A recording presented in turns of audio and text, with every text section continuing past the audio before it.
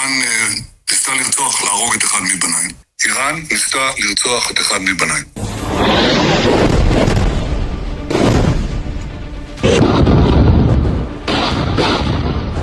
যে লোকটা মধ্যপ্রাচ্যের হাজার হাজার ফিলিস্তিনি আর লেবানিজ শিশুকে হত্যার নির্দেশ দেয়, যে লোকটা মোসাদ লেলিয়ে দিয়ে অন্য দেশের নেতাদের হত্যা করে উল্লাস করে, আছে নেতানিয়াহুই লাইভ টিভিতে বসে নিজের ছেলের প্রাণ বাঁচাতে রীতিমতো কান্না করছেন। হ্যাঁ দর্শক, ঠিকই শুনেছেন, ইসরায়েলের মিথ বা অহংকার আজ মাটির সাথে মিশে গেছে। যে মোসাদকে বিশ্বের সবচেয়ে ভয়ঙ্কর গোয়েন্দা সংস্থা বলে দাবি করা হয়, সে মোসাদের নাকের ডগা দিয়ে ইসরায়েলের দুর্ভেদ্য নিরাপত্তা বলয় ভেঙে একেবারে স্বয়ং প্রধানমন্ত্রী বেনিয়ামিন নেতানিয়াহুর বেডরুম পর্যন্ত পৌঁছে গেছে ইরান। গত 24 আগস্ট 2026 ইসরায়েলের চ্যানেল 14-এর একটি লাইভ ব্রডকাস্টে সামরিক সংবাদদাতা নোয়াম আমিরের সাথে টেলিফোন সাক্ষাৎকারে যুক্ত হন নেতানিয়াহু। আর সেখানে লাইভ টিভিতে এমন এক গোপন সত্য তিনি ফাঁস করে দিলেন, যা শুনে পুরো ইসরায়েল জুড়ে রীতিমতো ভূমিকম্প শুরু হয়ে গেছে। চরম আতঙ্কিত কণ্ঠে নেতানিয়াহু স্বীকার করেছেন ইরানের হিট স্কোয়াড সরাসরি তার নিজের ছেলেকে হত্যার চেষ্টা করেছে। কিন্তু প্রশ্ন হল যে ইসরায়েলের আকাশে মাছি উড়লেও মোসাদ খবর পায় বলে তারা বড়াই করে, সেই ইসরায়েলের সবচেয়ে সুরক্ষিত পরিবারের ভেতরে ইরান কিভাবে মৃত্যু ফাঁদ পাতল? কয়েক মাস ধরে এই চরম লজ্জাজনক খবরটি কেন ইসরায়েলের মিলিটারি সেন্সরশিপ দিয়ে লুকিয়ে রাখা হয়েছিল? আর সবচেয়ে বড় কথা, যে নেতানিয়াহু সারা জীবন অন্যের বুকে ছুরি চালিয়েছেন, আজ নিজের ছেলের দিকে মৃত্যুর ছায়া ধেয়ে আসতে দেখে কেন তার বুক কাঁপছে?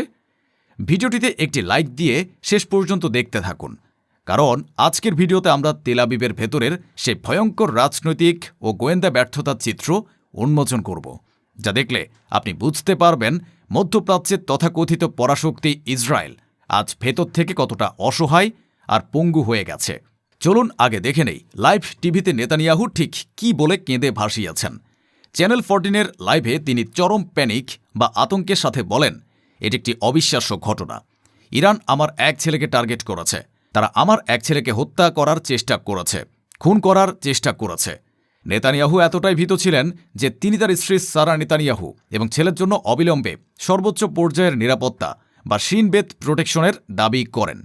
তিনি বলেন তার পরিবারের এই নিরাপত্তা কোনো বিলাসিতা নয়, বরং এটা না থাকলে ইরানের ওই কিলিং স্কোয়াড যে কোনো মুহূর্তে তাদের মিশন সফল করে ফেলবে।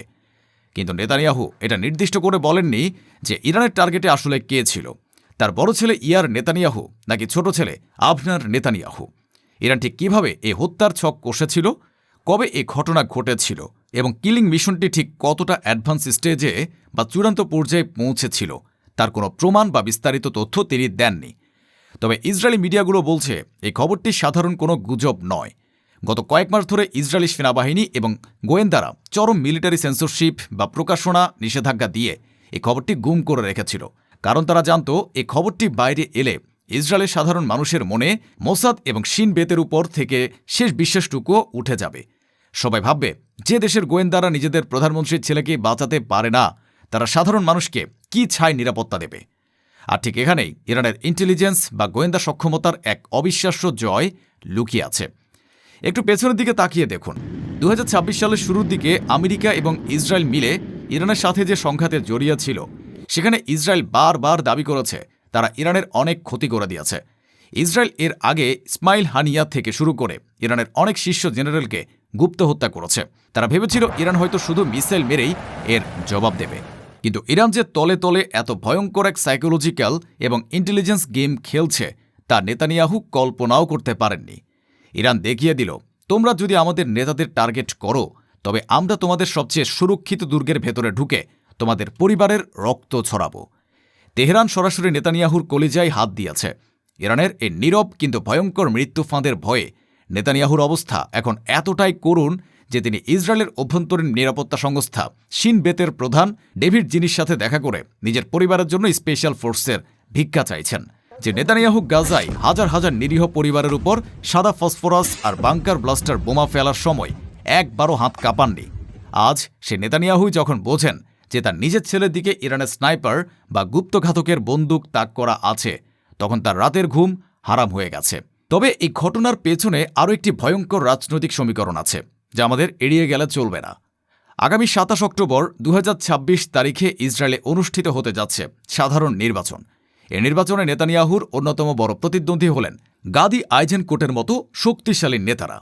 নেতানিয়াহুর বর্তমান জনপ্রিয়তা এখন একেবারে তলানিতে গিয়ে ঠেকেছে। ইসরায়েলের সাধারণ মানুষ থেকে শুরু করে বিরোধী দল সবাই তার পদত্যাগ চাইছে।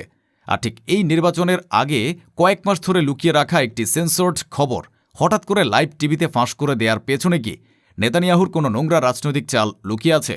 অনেক রাজনৈতিক বিশ্লেষক মনে করছেন নেতানিয়াহু হয়তো জনগণের সিম্প্যাথি বা সহানুভূতি কুড়ানোর জন্য এই স্টান্টবাজি করছেন। তিনি ইসরায়েলের জনগণকে বোঝাতে চাইছেন, দেখো, আমি আমার দেশের জন্য এতই কাজ করেছি যে ইরান আমার ছেলেকেই মেরে ফেলতে চাইছে, তাই আমাকেই আবার ভোট দাও। একই সাথে রাষ্ট্রীয় কোষাগারে কোটি কোটি টাকা খরচ করে নিজের স্ত্রী সারা নেতানিয়াহু এবং ছেলেদের ভিআইপি প্রোটোকল দেওয়ার যে অন্যায্য দাবি তিনি করেছেন, সেটাকে জায়েজ করার জন্য তিনি ইরান জুজু বা ইরানের ভয়ের কার্ডটি খেলেছেন। কিন্তু সমীকরণটা যেটাই হোক না কেন, নেতানিয়াহুর এই লাইভ ব্রডকাস্ট দুটি চরম সত্যকে পুরো বিশ্বের সামনে নগ্ন করে দিয়েছে। প্রথমত, যদি ইরানের এই গুপ্ত হত্যার ছক যদি সত্যি হয়ে থাকে, তবে তা প্রমাণ করে যে মোসাদ এবং শিন বেত এখন আর কোনো অজেয় শক্তি নয়। ইরানের ইন্টেলিজেন্স নেটওয়ার্ক আজ এতটাই গভীরে শেকড় গেড়েছে যে তারা তেল আবিবের হার্ট বা কেন্দ্রবিন্দুতে বসে অপারেশন চালানোর ক্ষমতা রাখে। এটি ইসরায়েলের গোয়েন্দা ব্যর্থতার কফিনে শেষ পেরেক ঢুকে দিয়েছে। আর দ্বিতীয়ত, যদি এটি নেতানিয়াহুর কোনো বানানো গল্প বা পলিটিক্যাল স্টান্টও হয়ে থাকে, তবুও তা প্রমাণ করে যে ইসরায়েলের প্রধানমন্ত্রী এখন এতটাই রাজনৈতিক দেউলিয়াপনার শিকার হয়েছেন যে নিজের গদি বাঁচাতে তাকে ইরানের কাছে মার খাওয়ার কাল্পনিক গল্প সাজিয়ে মানুষের কাছে সহানুভূতি ভিক্ষা করতে হচ্ছে। সবচেয়ে মজার ব্যাপার হলো, নেতানিয়াহুর এই কান্নাকাটির পর জাতিসংঘে থাকা ইরানের মিশন থেকে কোনো মন্তব্যই করা হয়নি। ইরান সম্পূর্ণ নীরবতা পালন করেছে। আর সাইকোলজিক্যাল ওয়ারফেয়ার বা মনস্তাত্ত্বিক যুদ্ধে এই নীরবতাই হলো সবচেয়ে ভয়ঙ্কর অস্ত্র। ইরান নেতানিয়াহুকে ধুকে ধুকে মরার জন্য ছেড়ে দিয়েছে। তারা বলতে চাইছে, আমরা তোমাদের চূড়ান্ত টার্গেট করেছি, আর তোমরা এখন সারা জীবন আতঙ্কে প্রহর গোনো যে কখন আমরা চূড়ান্ত আঘাতটা হানব। আমেরিকা $1 ট্রিলিয়ন অস্ত্র আর $1 বিলিয়ন গোয়েন্দা সাহায্য নিয়ে যে ইসরায়েল পুরো মধ্যপ্রাচ্যে দাদাগিরি করত, আজ সেই ইসরায়েলের প্রধানমন্ত্রী নিজের পরিবারের প্রাণ বাঁচাতে লাইভ টিভিতে বসে কাঁদছেন। ইতিহাসে এর চেয়ে বড় কোনো প্রতিশোধ আর কি হতে পারে? তো প্রিয় দর্শক, নেতানিয়াহুর এই চরম অপমান আর ভীতি নিয়ে আপনার কি মনে হয়? ইরানের এই গুপ্ত হত্যার ছক কি সত্যি মোসাদের চরম ব্যর্থতা, নাকি গদি বাঁচানোর জন্য কষায় নেতানিয়াহুর কোনো নোংরা রাজনৈতিক নাটক? আপনার মূল্যবান মতামত অবশ্যই আমাদের কমেন্ট বক্সে জানাবেন। পশ্চিমা দম্ভের এমন চরম পতন এবং আন্তর্জাতিক রাজনীতির রুদ্ধশ্বাস খবর পেতে আমাদের চ্যানেলটিকে সাবস্ক্রাইব করে বেল আইকনটিতে ক্লিক করতে ভুলবেন না। দেখা হবে পরের ভিডিওতে নতুন কোনো ধামাকা নিয়ে। ততদিন ভালো থাকবেন। আল্লাহ হাফেজ।